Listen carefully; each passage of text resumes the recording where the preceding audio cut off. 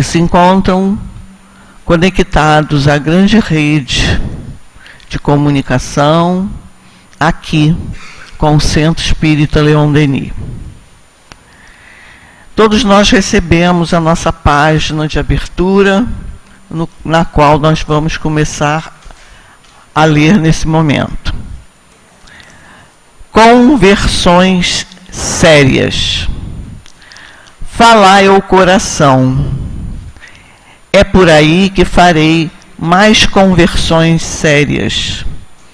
Se credes útil para certas pessoas agir pelos fatos materiais, apresentai-os pelo menos em circunstâncias tais que não possam dar lugar a nenhuma interpretação falsa e, sobretudo, não vos afasteis das condições normais desses fatos, porque os fatos apresentados em mais condições fornecem argumentos aos incrédulos em lugar de convencê-los. Capítulo 5, segunda parte, item 98. A mensagem de Erasto ao discípulo de Paulo, que Kardec inseriu no capítulo 5 da segunda parte de O Livro dos Médiuns, merece acuradas considerações. Pena que aqui, a fim de não fugirmos ao objetivo que nos propomos, não possamos examinar-lhe mais do que o trecho que transcrevemos acima. O tema das conversões sérias enseja-nos algumas reflexões. O espírita, seja ou não médium atuante, não deve preocupar-se com a adesão de pessoas importantes ao espiritismo, tratando-as com uma deferência que não dedicam às pessoas de menor projeção social. Não deve fazer a essas pessoas de destaque concessões que habitualmente não faz aos mais simples. Numa reunião espírita, todos os participantes devem merecer o mesmo tratamento e ter as mesmas oportunidades de acesso a essa ou aquela atividade. Outrora, as portas de quase todos os templos religiosos escancaravam-se para receber os que pudessem doar mais, concedendo-lhes privilégios e títulos honoríficos. Sabemos, infelizmente, no que isso veio a dar. Muitos santos canonizados pela Igreja compraram a peso de ouro a auréola de santidade que ostentam na terra, nos altares de pedra. É preciso que todos compreendam que o Espiritismo é uma doutrina séria, que se interessa por adeptos sérios, que queiram ser respeitados pelos seus dotes morais, e não pela posição que transitoriamente ocupam. Quando o Espiritismo surgiu na França, foram os operários os que primeiro tiveram a sensibilidade de abraçá-lo. Os principais médiuns que assessoraram Kardec na obra gigantesca da codificação eram procedentes de famílias humildes. Falai ao coração, concita-nos Erasto. O sofrimento tem sido o maior instrumento de conversão dos homens à doutrina, porque em sua feição consoladora, somente ela satisfaz ao mesmo tempo aos anseios do coração e às exigências da razão. Só se converte realmente quem se transforma, e só transforma quem verdadeiramente foi tocado no íntimo, aceitando de iniciativa própria o Cristo no coração. Ainda em sua mensagem afirma Erasto: quanto aos incrédulos e aos sábios, piores que os incrédulos, não vou procurar convencê-los, não me ocupo deles. Serão um dia convencidos pela força da evidência. Que os médiuns se acautelem, portanto, dando de graça a todos em parcelas iguais, o que todos de graça em iguais parcelas têm recebido de Deus. Odilon Fernandes, do livro Mediunidade e Evangelho, da editora ID, psicografia Carlos Bacelli. Muito boa para nossa reflexão essa página do Odilon. E agora, queridos irmãos, vamos sossegando nossos corações e mentes, colocar em nossa tela mental a figura do Cristo que mais nos agrada. E vamos conversar com Ele, dizendo assim: Senhor Jesus, que bom que escolhemos estar aqui, Senhor.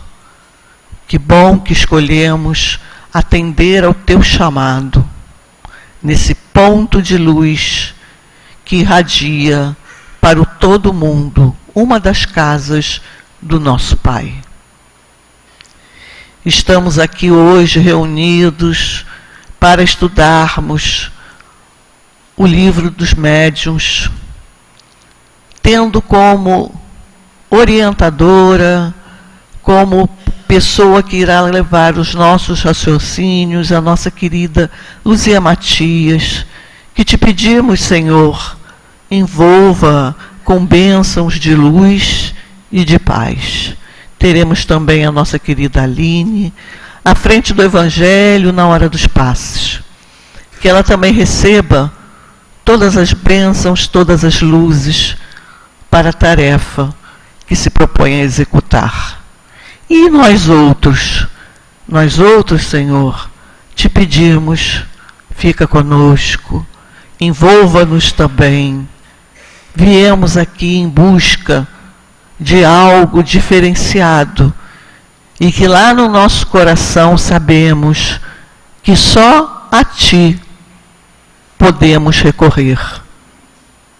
Esteja conosco, Senhor, nesse momento sagrado, nesse templo de luz que é a casa de Leon Denis. Que seja, portanto, Senhor, em Teu nome, em nome de Leon Denis, patrono do nosso centro, mas, sem dúvida, em nome do nosso Pai querido, pedimos a singela permissão para darmos por iniciados os estudos de hoje, aqui na casa, nesse horário de Leon Denis. Assim seja, graças a Deus. Bom, queridos irmãos, já deu para perceber que hoje o estudo nosso é em torno do livro dos médiuns. E nós estamos no capítulo 5 do livro dos médiuns. Vamos ver aqui.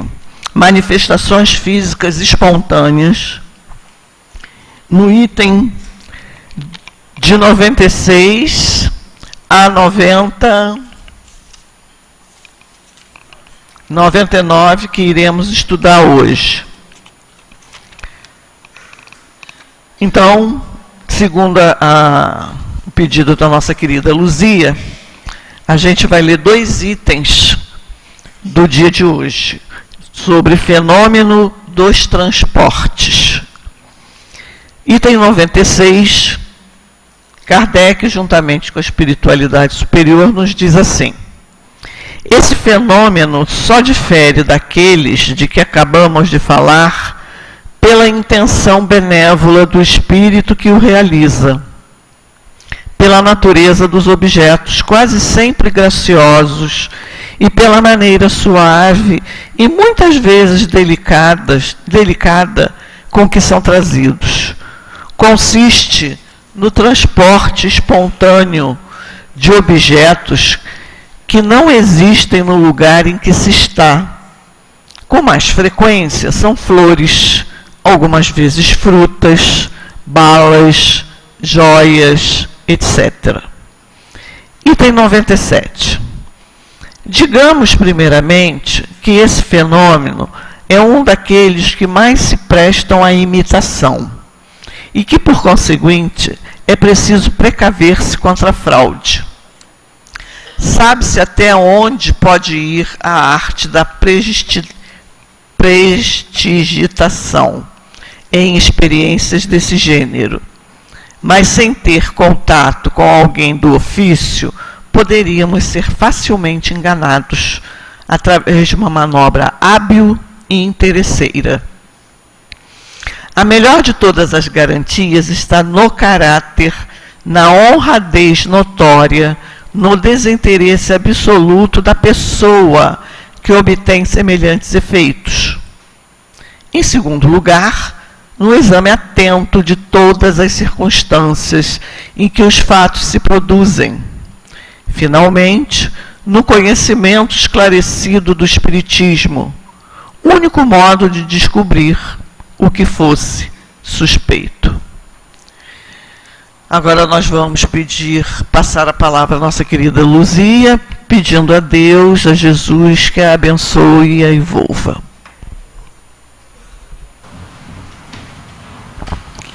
Queridos, boa noite.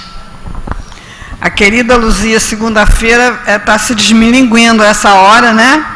Então, vamos trabalhar junto aí, né? Trocar informação e energia também, né? Isso é importante.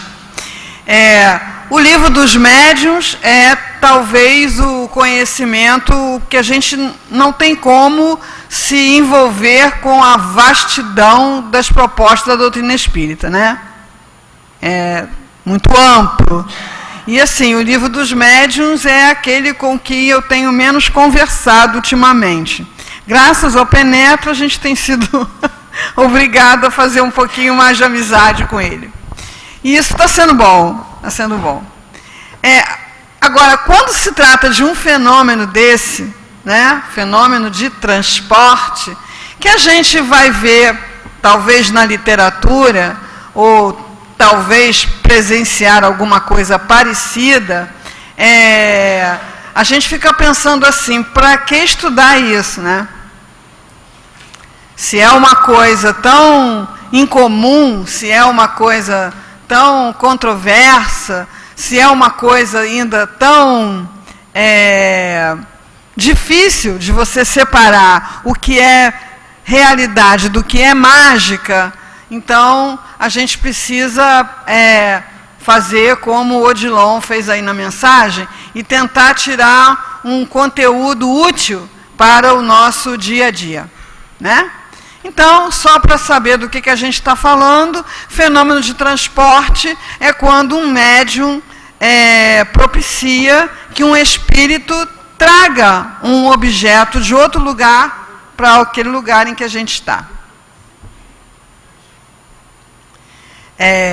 Sem dúvida que lá no momento de divulgação, de aproximação das pessoas do Espiritismo, a possibilidade desse fenômeno deve ter soado como uma coisa muito promissora.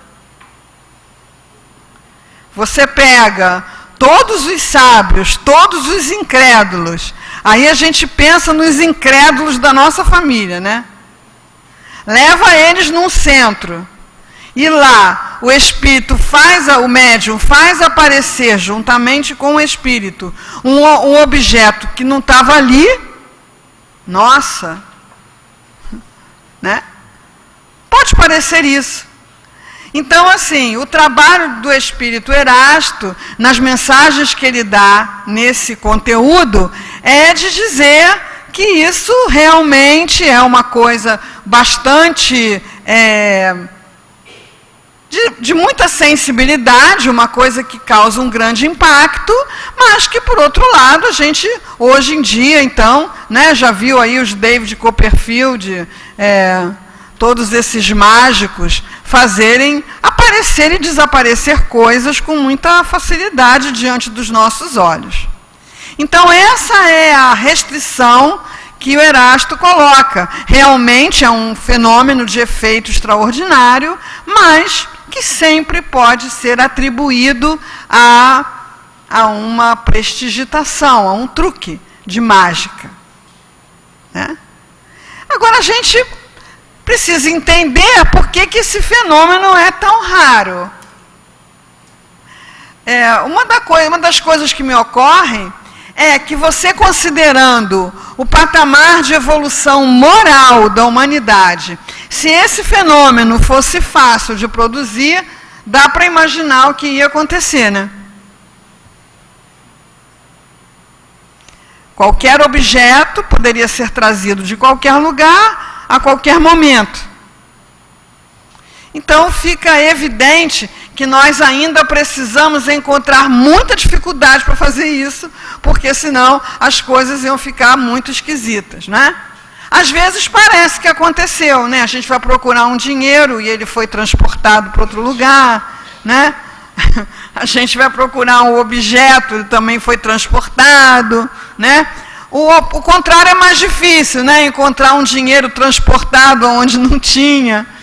Mas a verdade é que é preciso que haja toda uma aceleração no processo de progresso moral para que esse fenômeno possa ser aplicado com consciência e com proveito em determinadas situações. O Erasto, ele faz um esforço danado para explicar como é que isso é feito. Porque Kardec quer saber, mas como é que faz isso? E afinal, qual é a dificuldade? Então, é um conteúdo que é passado por um espírito que estava, vamos dizer assim, entre aspas, especializado em participar desse fenômeno, só que, embora ele estivesse especializado em participar desse tipo de fenômeno, ele não tinha muito conhecimento, e nem muita moralidade, e depois aquela mesma coisa que ele respondeu, o Erasto vai responder dizendo, não é bem assim não, é isso mesmo, né? Então, quando você lê isso aí, eu, por exemplo, me lembrei da Enterprise, né? Então, a Enterprise tem lá um recurso de teletransporte, em que a pessoa ou objetos, né? Às vezes enormes objetos, muito pesados, né, são colocados ali e a gente presencia um fenômeno de aceleração das moléculas que fazem parte daquele corpo, até que elas vibrando, elas somem dali e vão se condensar lá no lugar para onde elas precisam ir. Como eu falei, felizmente ainda não temos essa técnica sobre controle, mas fica fácil da gente entender que é possível. Falta alguma aquisição moral e tecnológica, mas a gente entende que era possível. Agora, ao tempo que o Erasto estava dando essas explicações, as palavras e as ideias que as pessoas tinham, mesmo os ditos sábios, sobre a matéria, era uma coisa que passava por fluido, o fluido, os gases. E o Erasto faz uma profecia. Ele diz que naquele momento ele tinha que explicar isso assim, mas que muito breve, ao tempo da existência de um homem, você já teria condições de explicar isso melhor. Então eu peguei e fiz lá uma continha, né? Livro dos Médiuns, 1861. 1915, Einstein com a teoria da relatividade. Já tendo passado por toda uma ampliação do conhecimento do átomo, das partículas atômicas, subatômicas, do conceito de energia. Então, entre o momento em que foi lançado o Livro dos Médiuns, até Einstein, já maduro e demonstrando a sua teoria da relatividade, se passaram 54 anos. Menos que o tempo da existência de um homem. Então, o fenômeno basicamente é esse, não é? O espírito diz que ele esconde, oculta o objeto nele mesmo. a gente sabe que o espírito encarnado e desencarnado é revestido de um perispírito. Isso é o conhecimento básico da doutrina espírita que explica toda a fenomenologia. Então, a gente, quando chega na casa espírita, ainda chega, às vezes já maravilhado com algum fenômeno que presenciou, que foi objeto, ou querendo se maravilhar. Mas a doutrina espírita tem essa missão de tirar essas coisas do espectro do sobrenatural, né? Então, a gente vai conhecer, se aproximar do que nós somos, cada um de nós.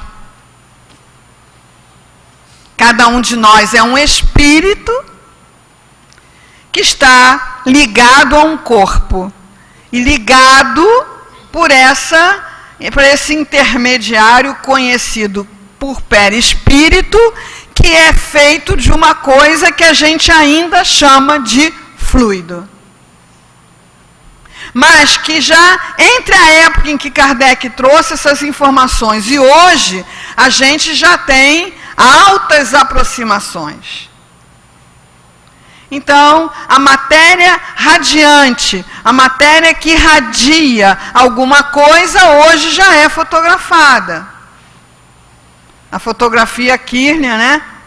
Quem foi aí numa feira esotérica, né? Botou o dedinho lá, viu que sai uma coisa em volta do seu dedo, né? Lá na fotografia. As teorias que estão hoje aí sendo colocadas em contraposição à ciência materialista, como Rupert Sheldrake, com os campos morfogenéticos, como Francisco de Biase, com a consciência holográfica. Então, assim, o que são essas palavras complicadas, né? São o resultado do esforço do homem para entender os fenômenos. A mesma coisa que o Kardec fazia.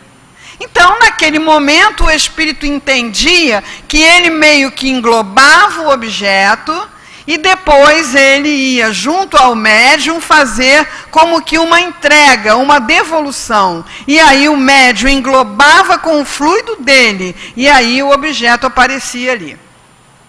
Eu fui procurar um livro que eu estudei quando eu cheguei na casa espírita e que falava desse fenômeno, tinha inclusive uma foto, né?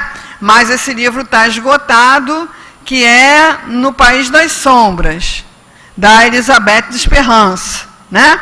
Elisabeth Desperance foi uma médium com muita possibilidade mediúnica lá daquele tempo em que os cientistas estavam envolvidos em estudar, pesquisar, testar os médiuns.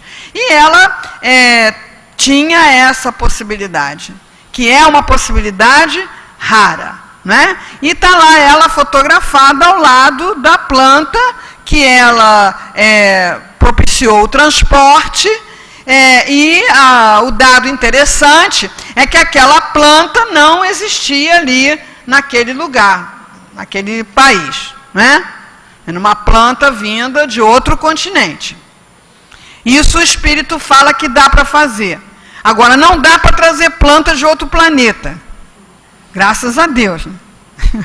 Sei lá do que uma planta alienígena é capaz, né? O Erasto fala, não dá para fazer, porque a natureza é diferente, né? Então a gente vê aí hoje que a humanidade já sonda outros mundos e vai fazendo contato com atmosferas completamente diferentes da nossa, com constituições de solo diferentes. Então, em havendo plantas lá, elas não têm como ser trazidas para cá. Mas de um continente para outro dá para fazer. Por uma coisa que o espírito explica usando os elementos que é possível explicar ali, fazendo esse processo. Eu estava aqui sentadinha, né, rebobinando para ver se eu me lembrava de outro fenômeno de transporte ou de aporte, e me lembrei que Leon Denis foi presenteado com um ramo de lírios oferecido por Joana d'Arc, através do médium. Né? Na época ele nem sabia que ela era Joana d'Arc, ela dizia que era o espírito azul, né? Ou a Sorella, né, irmãzinha, e ele recebe esse buquê, esse ramalhete. Porque tem uma coisa moral muito complicada, né, que o Kardec pergunta para o espírito aqui. Mas vem cá, da onde você tirou isso? Não está fazendo falta, não? Né? Da onde você tirou essas balas?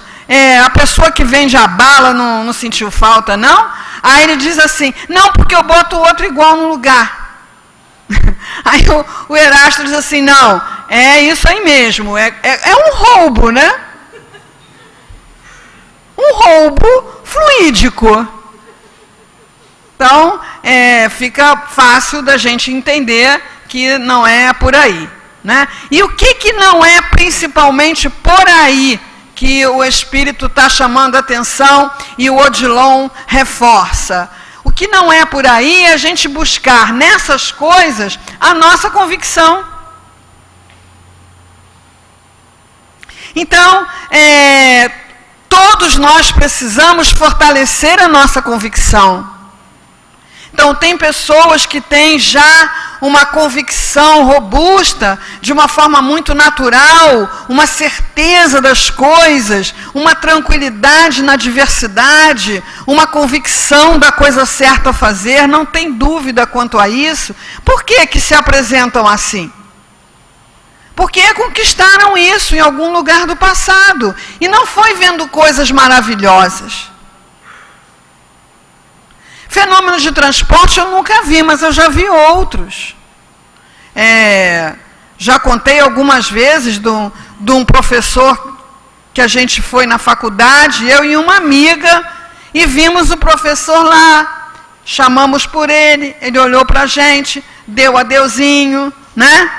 E quando nós voltamos à aula, soubemos que ele tinha desencarnado. E aí eu e ela falamos quase que ao mesmo tempo. Puxa vida, naquele dia estava tão bem. Não estava, quer dizer, estava bem, mas não estava. Já tinha mais de um mês de desencarnado, né? E aí, diante desse fenômeno, o que eu e minha amiga fizemos? Nossa, nós precisamos entender o que é isso, vamos estudar? Não. Eu olhei para ela, olhou para mim, eu não falo sobre isso, você também não, e deixa isso para lá. Né? Então, o fenômeno costuma, muitas vezes, causar esse impacto de maravilhamento, às vezes causar essa comoção, mas ele não constrói convicção. E é aí que a gente, às vezes, no afã, na busca de se convencer, ou de convencer alguém, a gente quer confrontar a pessoa com o fenômeno. Às vezes me perguntam assim, mas como é que você acredita nessas coisas? E quando a pessoa pergunta isso, ela quer que eu conte para ela algum causo, né? Aqueles causos que a gente conta quando falta luz, né? E depois ficar com medo de sair pela casa com uma vela, né? Porque falar de espírito, todo mundo junto com a luz acesa, é legal, né? Assim, a pessoa espera que eu conte para ela alguma coisa milagrosa, alguma coisa retumbante. Mas qualquer pessoa que tenha uma vida na casa espírita, ainda que menos tempo do que eu estou, do que o outro está, mas tem uma vida, tem um dia a dia, tem um cotidiano, ela vai acumulando experiências. Você vai acumulando experiências que a matéria não explica. E aí você vai consolidando essa convicção. Então a gente fica querendo, né, ou não, ser testemunha de um fenômeno como, sei lá, Jesus apareceu para Maria de Magdala. Jesus colocou a mão de Tiago nas suas chagas. Jesus apareceu para Paulo de Tarso. A partir dali não tem mais como ter dúvida, né? Eu queria isso. Mas será? Então, quem era Tiago? Quem era Maria de Magdala? Quem era Paulo de Tarso? Eram espíritos que tinham uma construção, porque senão ficariam naquela situação que Jesus falou: em vendo não acreditariam. Então, essa coisa de ver para crer não funciona. A crença, no ponto de vista da doutrina espírita, não é baseada em milagres. Ela é baseada na razão que filosofa, que pensa, que raciocina, que observa as situações do dia a dia, o conhecimento que se amplia e as experiências cotidianas que eu tenho certeza que aconteceram, vêm acontecendo com todo mundo o tempo todo. Ouvindo a palestra do Haroldo Dutra Dias, ele contando que ele estava estudando para uma prova, na véspera da prova, e adormeceu. Adormeceu e sonhou que ele estava fazendo a prova e um professor perguntava para ele sobre um assunto e ele não sabia nada sobre aquele assunto. Ele acordou apavorado, correu para o escritório, foi estudar aquele assunto. E no dia seguinte ele viveu essa situação. O professor escolheu aquele assunto e era aquele que ele foi estudar antes da prova, porque ele não sabia, né? Aí sai, nossa, e se acontecer uma coisa dessa com você, você acredita? Então, para que coisas dessas e outras coisas tantas que vão construindo em você uma convicção aconteçam, aonde é que você tem que estar? Trocando bom dia, boa noite na internet? Não. Vendo o noticiário na televisão? Também não. Jogando conversa fora? Também não. Aonde? Então, para que essas coisas que vão construindo a sua convicção te aconteçam, você tem que estar estudando. Você tem que estar trabalhando. Você tem que estar se trabalhando. Você tem que estar aonde os benfeitores do bem estão e estão produzindo fenômenos, não para a sua curiosidade, para o seu aprendizado. E não estão produzindo porque você pediu, estão produzindo porque eles são necessários. E você vai construindo, consolidando uma convicção. Então, se acontecesse facilmente a possibilidade de você receber um objeto teletransportado, você poderia ficar assustado, impactado, mas aí você descobriu que tem uma doença grave. Mas aí desencarnou um ente querido seu. Mas aí você está atravessando um momento econômico difícil. O que você faz com aquele objeto? Que consolo ele vai te trazer? Talvez seja como eu já ouvi as pessoas dizerem de alguns fenômenos, são possibilidades ainda desconhecidas da mente humana. Então, se você resolver explicar tudo desse jeito, então nós precisamos estar estudando. Precisamos estar estudando, de preferência ligados aos cursos, porque os cursos dão uma condução. Às vezes a gente vem para o curso pensando que vai ter uma aula magna com Allan Kardec. Não.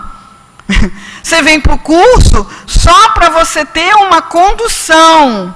Ter alguém que já fez aquele percurso antes e vai poder trazer você pela mão, conversando, às vezes sabendo mais do que você, às vezes sabendo menos, e aí a sua vez é de compartilhar o que você sabe, e você vai estar ali você poderá ser alcançado por um fenômeno belíssimo, que marca a presença da espiritualidade na sua vida. No trabalho do bem, no trabalho dos passes, no trabalho da cura, da desobsessão, da obra social, você vai estar se mobilizando na direção do bem, você vai entrar numa conexão muito diferente da maioria das pessoas que está apenas vivendo por viver. A gente fala lá no Autocura assim, está vivendo na sala de espera da morte, né? Esperando ela abrir a porta e chamar o próximo. A sala de espera da morte é legal. Tem internet, Wi-Fi, Coca-Cola, biscoitinho, né? Daí você fica lá. Só está vivo porque ainda não morreu. É a única razão. Não tem um porquê, não tem um propósito. Então, assim, aqueles espíritos que te amam profundamente, eles vão tentar produzir alguma coisa que te sensibilize. Mas vai ser muito difícil, porque o seu foco, a sua atenção, vai estar em outra direção. Uma pessoa encarnada do seu lado, falando com você, enquanto você está digitando na internet, você não consegue ouvir o que ela está falando, que falar um espírito. Pelo pensamento, pela intuição, pela mediunidade. Muito complicado. Agora, se você está no estudo, está na prática de espiritualidade, que prática de espiritualidade não é frequência a casa espírita. Prática de espiritualidade agora que você está aí ouvindo palestra, né?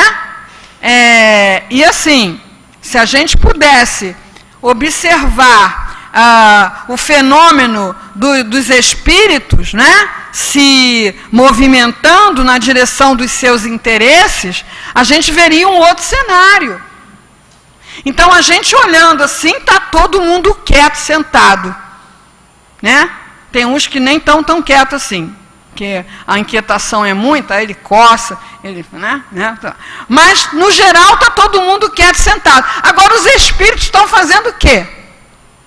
Os espíritos vão em casa com as suas preocupações, vão amanhã, vão no passado, né? Abstrai, pensa noutra coisa, fica nisso, né?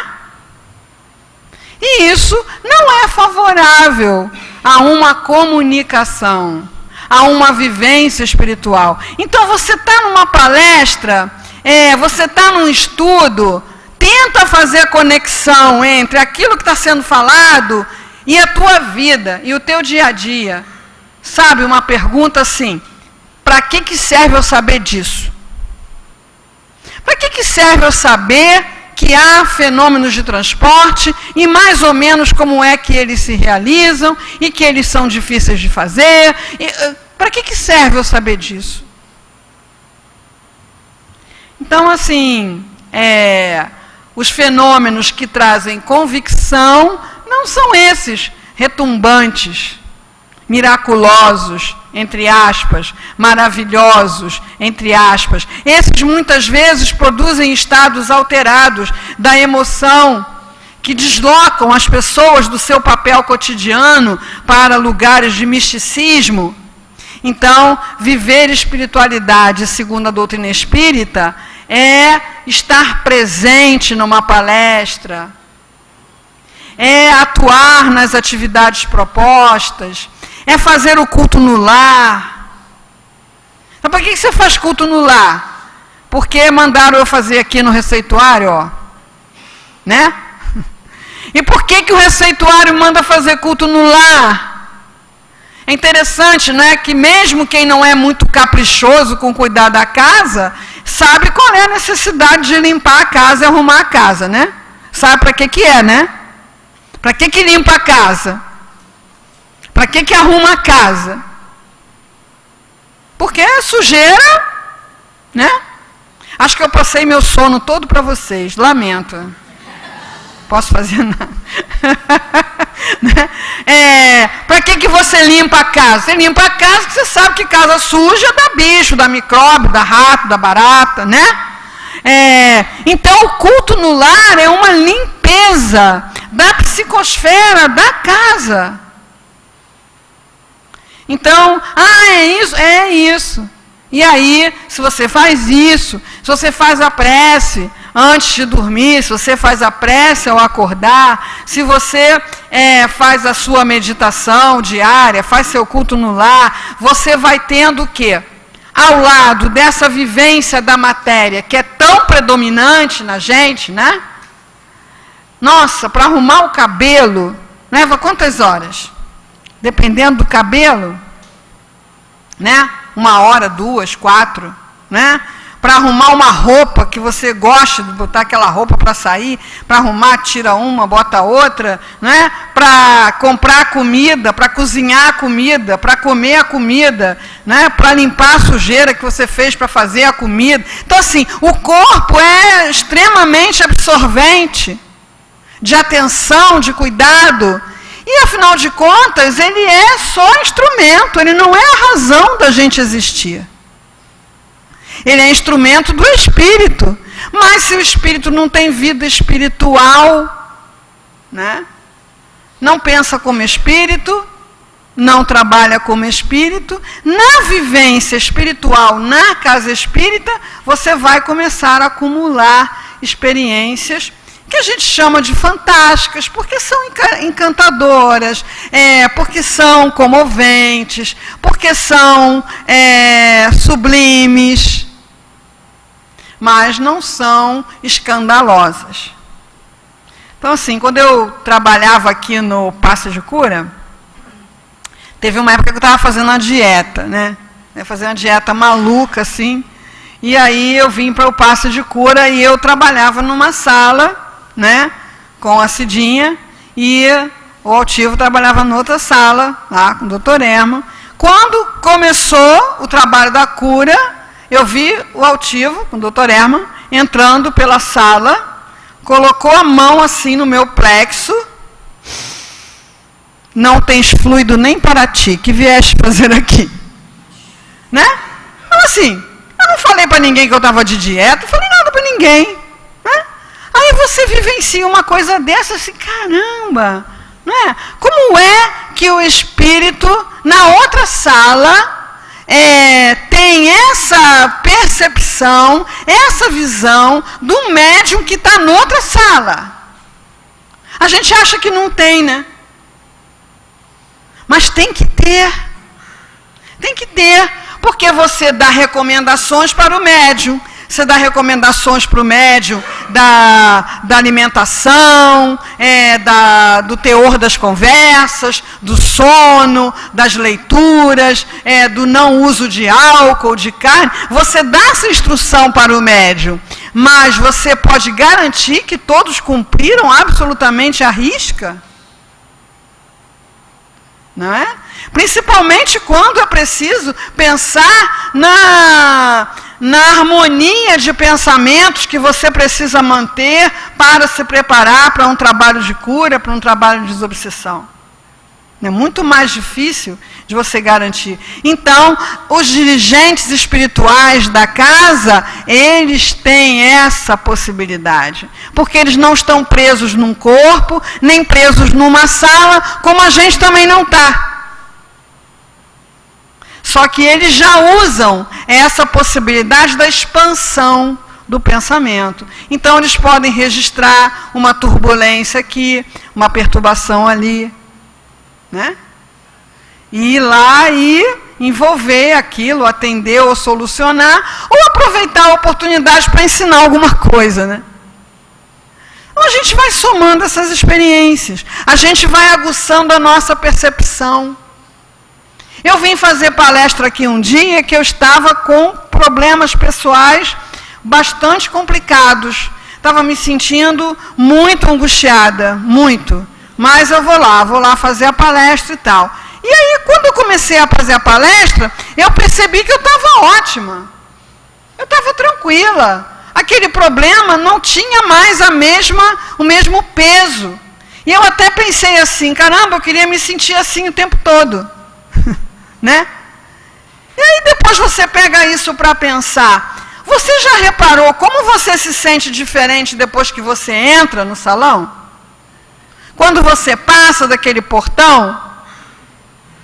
Para pensar. Para pensar que um lugar para onde são atraídos médiuns em desequilíbrio. Por que são atraídos médiuns em desequilíbrio para cá? Primeiro, porque a família traz. Segundo, porque às vezes o médico manda. Se meu filho procura um centro espírita, esse negócio não sei lidar com isso não. Né? E às vezes a própria pessoa não consegue se entender, se localizar nas coisas que ela mesma faz. Então vem pessoas com profundas alterações da emoção. E as reuniões transcorrem na mais absoluta serenidade. Não acontece nada que perturbe a paz do ambiente. Isso, para mim, é um fenômeno tão extraordinário, ou muito mais extraordinário, do que se aparecesse agora aqui, sei lá, um vaso de planta. Porque é muito improvável. Então, quantas pessoas estão hoje fazendo o COMP porque estavam com os diagnósticos psiquiátricos? Níveis de ansiedade descontrolado. Aí a pessoa entra aqui, vai ficar quietinha aí, sentada, né? Quietinho. E às vezes dorme. Aí fica aquele negócio, deixa dormir ou não deixa dormir? Eu acho que tem que deixar dormir, porque às vezes é o único lugar que a pessoa consegue dormir. Por quê? Porque existe um trabalho no portão. Existe um atendimento no portão para as nossas companhias espirituais. Para as nossas sintonias desarmonizadas. Para quê?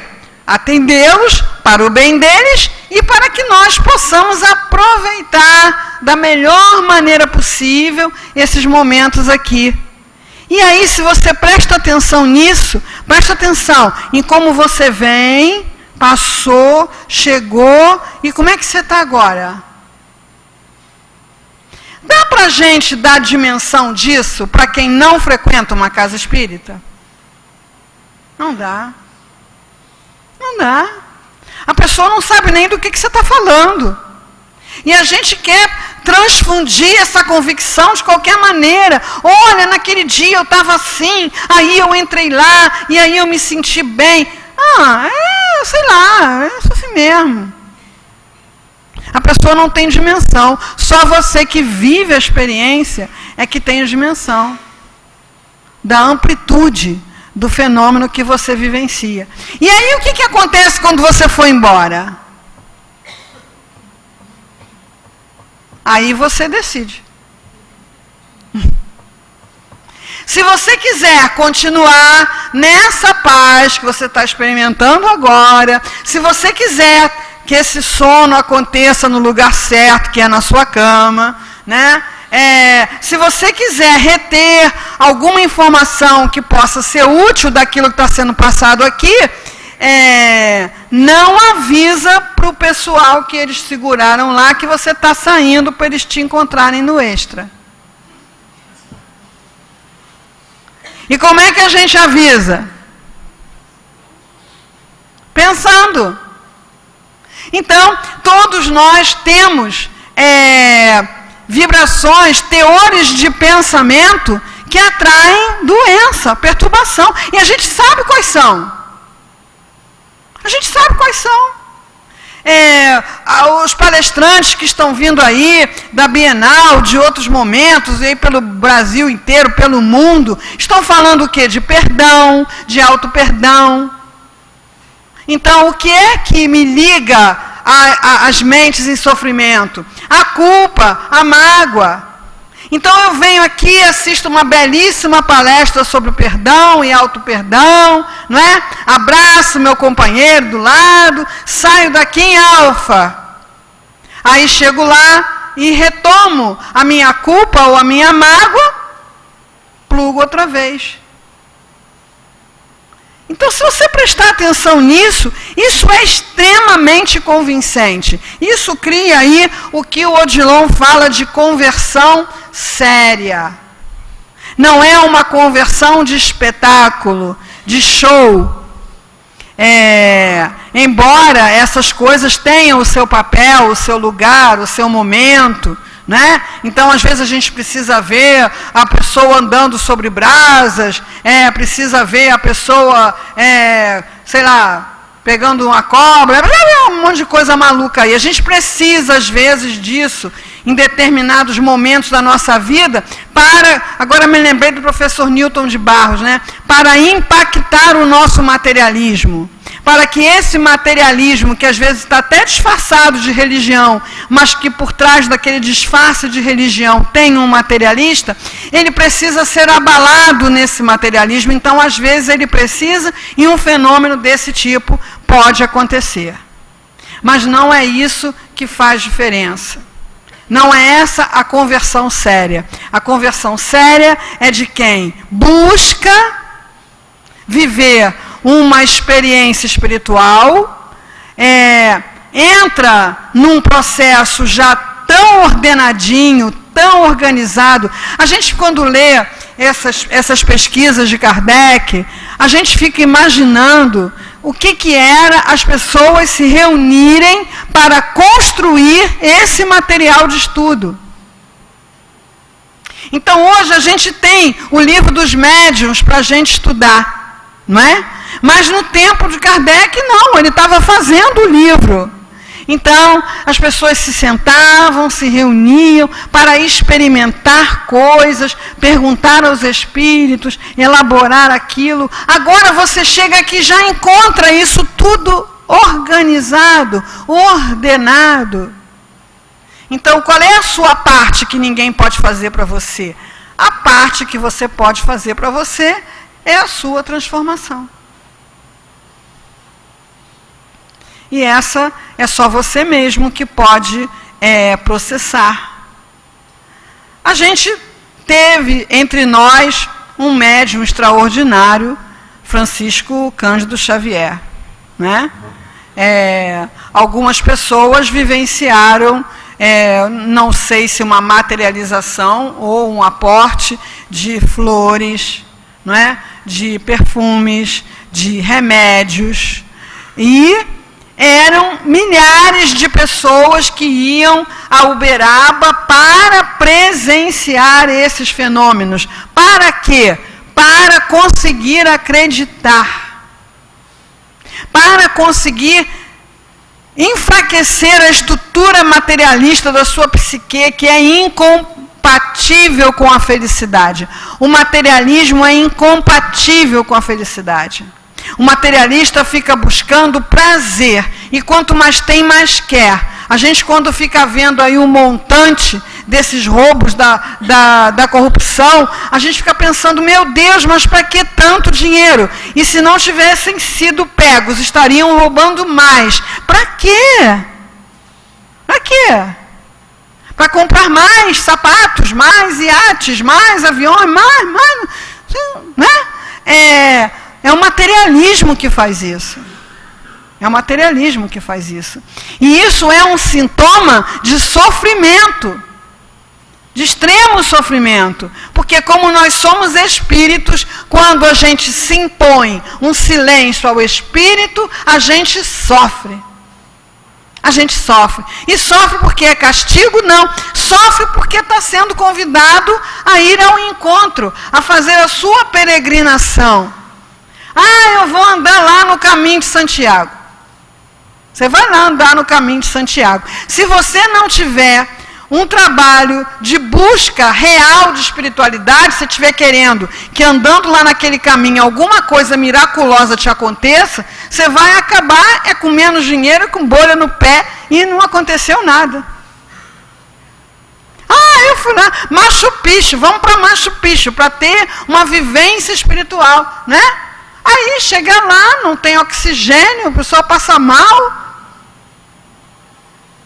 Então essa experiência espiritual, ela está à nossa disposição aqui. Está aqui.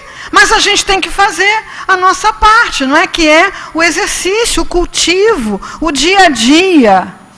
É maravilhoso a gente ter um receituário. É maravilhoso a gente ter um receituário.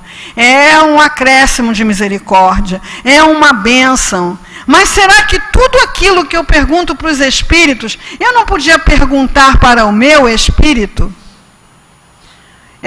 o meu espírito é muito antigo. Não é o meu da Luzia, não. É o de todo mundo, né? Muito antigo. Tem muitas experiências. Tem, inclusive, informações sobre as situações que estão acontecendo agora, nessa vida atual. Tem muitas respostas. Além disso, nós estamos em constante conexão com a espiritualidade, com o nosso amigo espiritual, com o nosso protetor espiritual. Será que tudo aquilo que eu pergunto no receituário, eu não posso perguntar ao meu amigo espiritual e fazer um silêncio interior para ouvir a resposta?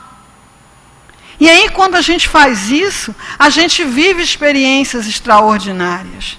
A gente vive experiências comoventes, impactantes e determinantes de uma convicção, muito mais do que se você vê aparecer numa sala um punhado de balas que o espírito pegou de algum vendedor da porta do municipal, né? Que não sentiu falta porque ele botou outras no lugar. É um engraçadinho, né? O espírito que dá a mensagem aí para Kardec. Então, nessa busca de convicção, muitas pessoas foram a Uberaba, fizeram filas pela madrugada fora.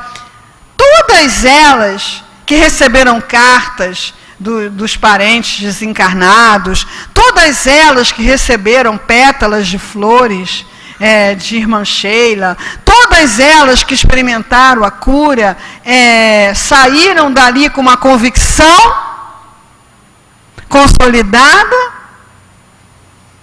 Com certeza que não. É muito fácil para a nossa mente encontrar uma explicação qualquer.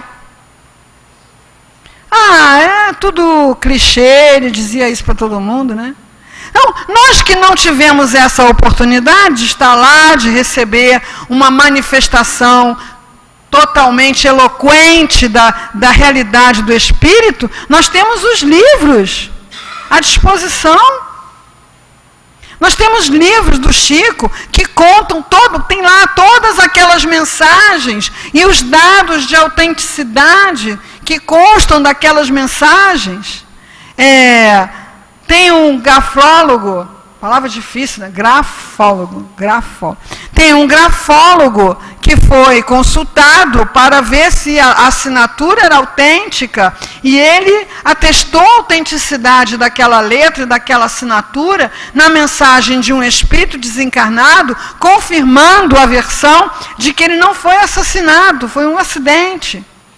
E esse grafólogo depois foi estudar a grafologia à luz do espiritismo, para entender a situação, o que é isso, como é que isso é possível. Então, nós tivemos essa oportunidade de ter entre nós um médium de possibilidades mediúnicas extremamente vasto, amplo. O trabalho dele de uma vida está nos livros. Só precisamos o quê? Estudar, né? Então, na obra de André Luiz, tem revelações da ciência que só agora começam a ser compreendidas.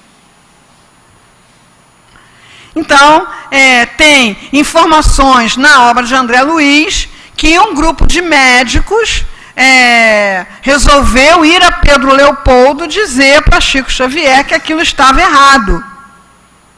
E eles foram. E o Chico ouviu e falou para eles: o nosso irmão André está presente, eu vou perguntar para ele. Perguntou e falou para eles assim: olha, nosso irmão André que está presente disse que ele está certo e vocês estão errados.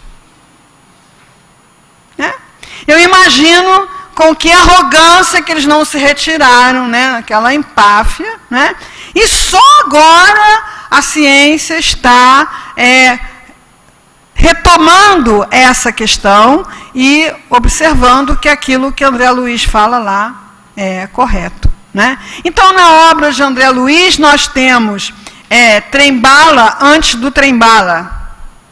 A gente tem computador antes do computador. A gente tem holografia antes do holograma. Como é possível isso? Como é possível isso? Na obra de Emmanuel, você tem registros históricos que só um pesquisador que tivesse se debruçado sobre aquela história, uma vida, teria condições de colocar daquela maneira que Emmanuel coloca em Paulo Estevão, história de Roma. Às vezes a gente pega um romance histórico, espírita ou não espírita, e eu, assim, que sou muito chata, eu leio uma página, e eu disse, não, esse pessoal naquele tempo não falava desse jeito. Essas ideias, esse discurso, totalmente improvável. Então, assim, quando você vê um escritor comum fazer um romance histórico de beleza, de profundidade, você vai ver, ele dedicou uma vida a estudar aquela civilização, os hábitos daquele povo, aquelas situações todas. Então, um escreve sobre o Egito Antigo, belíssimamente, a outra escreve sobre Lucas, belíssimamente. Depois de uma vida de estudo. Que vida de estudo que Chico Xavier teve para escrever há 2000 anos, Paulo Estevão, 50 anos depois. E ali não tem nada que você lê e diga, não, isso aqui é absurdo. Porque se tivesse, essas críticas já tinham chovido sobre nós. Chovido. Mas não dá. E isso é o quê? Isso é extraordinário? Isso é impactante? Isso é passível de causar, de provocar convicções? E uma vez tendo causado convicções, essa convicção tem poder para promover transformações no espírito encarnado, acelerar o seu progresso, fazê-lo alavancar suas virtudes, arrefecer os seus vícios, ampliar seus conhecimentos, porque é esse o propósito, é essa a razão desse intercâmbio entre o desencarnado e o encarnado. Essa é a razão da mediunidade. Impactar o materialismo para nós que vivemos mergulhados na matéria. Obrigado, tá, queridos, pelo carinho. Muito bom, né, gente? Mas, infelizmente, a hora é implacável. E, com todo esse conhecimento, com tudo isso que a Luzia trouxe para a gente, que a gente possa meditar juntamente com a nossa página de abertura, em tudo isso que a gente ouviu hoje, estudou hoje, e que Deus a abençoe e que nós possamos tê-la aqui muitas e muitas vezes ainda. Agora nós vamos passar para a segunda parte dos nossos trabalhos, que é o momento dos passes. Para a gente começar, a gente vai ler o Evangelho, que hoje é o capítulo 23, Estranha Moral, itens de 13 a 15, que a Aline vai comentar para nós durante o momento dos passes. A gente vai ler o item 14 e 15, pois é muito extenso. Deve-se observar que o cristianismo chegou quando o paganismo estava declinando e se debatia contra as luzes da razão. Ainda era praticado por simples respeito aos costumes, mas a crença havia desaparecido. Só o interesse pessoal o sustentava. Ora, o interesse é persistente e nunca cede à evidência. E quanto mais claros e objetivos são os raciocínios que a eles se opõem, demonstrando de forma incisiva o seu erro, mais ele se estimula. Ele bem sabe que está errado, mas isso pouco lhe importa, porque a verdadeira fé não existe em sua alma. E o que ele mais receia é a luz que abre os olhos dos cegos. O erro lhe é proveitoso, e por isso ele se apega e o defende. Sócrates também não havia formulado uma doutrina até certo ponto análoga à do Cristo? Por que então ela não prevaleceu naquela época, no espírito de um dos povos mais inteligentes da Terra? É que ainda não havia chegado o tempo certo. Sócrates não havia chegado o tempo certo. Sócrates semeou em solo não preparado. O paganismo ainda estava em pleno vigor. Cristo recebeu sua missão providencial na época certa. A totalidade dos homens do seu tempo não estava à altura das ideias cristãs, mas havia uma aptidão mais geral para assimilá-las, porque já se começava a sentir o vazio que as crenças vulgares deixavam na alma. Sócrates e Platão abriram o caminho e prepararam os espíritos. Item 15. Infelizmente, os adeptos da nova doutrina não se entenderam quanto à interpretação das palavras do mestre. A maior parte delas não era muito clara, por terem sido apresentadas em formas alegóricas e em expressões figuradas. Daí o surgimento, desde o início, de numerosas seitas que pretendiam ter, todas elas, sem exceção, a posse exclusiva da verdade, e que o decorrer de 18 séculos não conseguiu fazer com que entrassem em acordo. Esquecendo o mais importante dos preceitos divinos, aquele do qual Jesus havia feito a pedra angular do seu edifício e a condição expressa da salvação, a caridade, a fraternidade e o amor ao próximo, essas seitas se reprovavam mutuamente e atacavam umas às outras, as mais fortes esmagando as mais fracas, sufocando-as em sangue e nas torturas e na chama dos fogueiras. Os cristãos, vencedores do paganismo, de perseguidos passaram a perseguidores. E foi a ferro e fogo que plantaram a cruz do Cordeiro sem mácula nos dois mundos.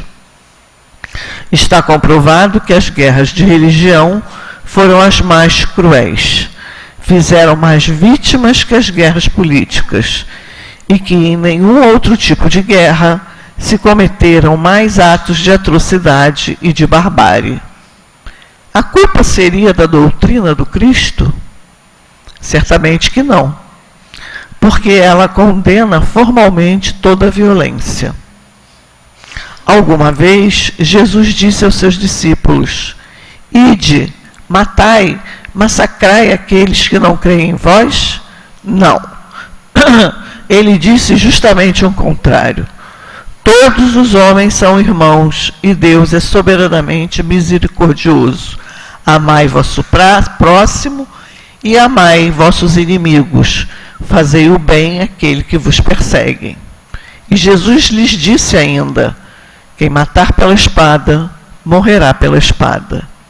A responsabilidade não é, portanto, da doutrina de Jesus, mas daqueles que a interpretaram falsamente e que fizeram dela um instrumento para servir às suas paixões, daqueles que desconheceram essas palavras: meu reino não é desse mundo. Vamos ficando por aqui e pedindo aos nossos médiuns que tomem os seus lugares. E nós outros não vamos nos importar com essa movimentação tão necessária que se faz aqui no salão para o posicionamento, para a recepção do passe. Solicitamos também aos nossos queridos internautas que também se coloquem em posição confortável para receber, através do fluido cósmico universal, as bênçãos que daqui partirão até o ponto de recepção em cada lar em que esteja sintonizado com o Leon Denis. Senhor Jesus, chegou a hora tão esperada. Aquela hora, Senhor, em que nos colocamos mais pertinho, nos colocamos mais de pertinho com os nossos amigos espirituais, com os nossos guias. E é nesse momento que te pedimos encarecidamente, Senhor, abençoa os nossos médiuns, abençoa a mediunidade de cada um, para que a troca energética que se dará seja plena, completa e misericordiosa.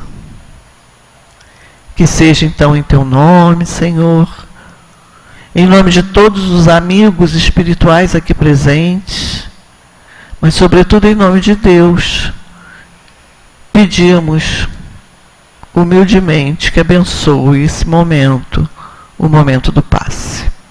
Assim seja, graças a Deus.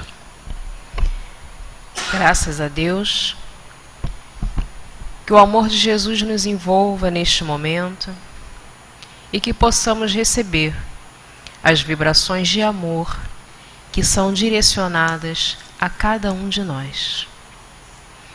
Queridos companheiros, na noite de hoje, quando estudamos acerca da estranha moral, quando ouvimos acerca da afirmativa de Jesus, não vim trazer a paz, mas a divisão, precisamos pensar, refletir, o quanto ainda trazemos em nós de um comportamento, de um pensamento ainda equivocado. A época de Jesus, quando ele vem trazer a lei de amor, de justiça e de caridade, ele não foi muito bem aceito na sociedade em que se encontrava, porque ela ia de encontro aos interesses, às conveniências dos fariseus, dos escribas, dos saduceus da época. E assim eles fizeram com que Jesus fosse morto, acreditando que matando o homem matariam a ideia. Mas não é bem assim. Sendo uma ideia verdadeira, estando nos desígnios de Deus, ela cresceu e ela se perpetuou. E hoje ainda permanece entre nós, viva, nos balsamizando, nos servindo de base, de suporte. Agora, já a época de Jesus, já a época de Sócrates, que veio também trazendo anteriormente um pouco já da doutrina que o Cristo nos traria, não haviam corações que pudessem receber essa verdade? Alguns, mas não a maioria. Ao tempo de Cristo, um pouco mais, ainda que algumas conveniências, alguns interesses pessoais fizessem com que fosse deturpado o conhecimento devido à forma alegórica com que os ensinamentos foram trazidos até nós. Se o amor deve nos aproximar das pessoas, se a doutrina do Cristo deve nos facilitar a convivência, por que será que algumas vezes nos afastamos de nossos irmãos, de nós mesmos, do amor? É essa a reflexão que fica a cada um de nós. A culpa é da doutrina do Cristo? Não, com certeza não. Mas a interpretação que damos aos conceitos que nos vem sido trazido. Que possamos compreender que o Cristo sempre veio nos trazer a verdade, mas algumas vezes não estamos ainda prontos, ainda não estamos querendo receber essa verdade que vem nos despertar abrir os olhos dos cegos, como nos diz o texto. Tantas guerras em nome de Deus, muito mais que guerras políticas e muito mais atrozes. O Cristo veio nos unir enquanto irmãos, já que veio nos mostrar que somos todos filhos de Deus. Então, companheiros, na noite de hoje, que possamos refletir acerca do amor. Se ainda é um pouco difícil para nós perdoar, que possamos iniciar desculpando, porque nós também somos carentes de desculpas e de perdão.